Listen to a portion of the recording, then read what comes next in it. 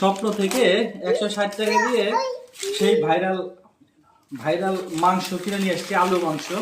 10 piece মাংস আর 2 piece আলু আপনারা দেখতে পাচ্ছেন। এখন আমি সেটা আনবক্সিং করছি। এই হচ্ছে সেই, এদিকে ঘোরাও সামনে আসতেছে, এই হচ্ছে সেই আলু।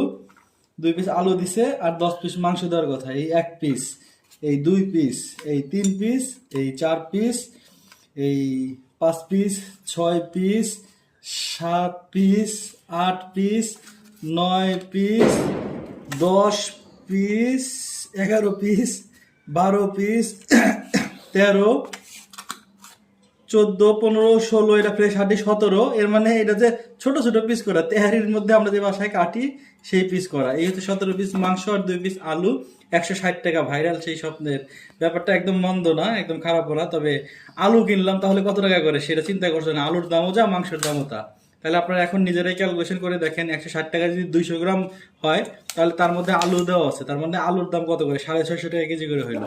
এইটা কিন্তু আপনাদের মাথায় রেখে না। ধন্যবাদ।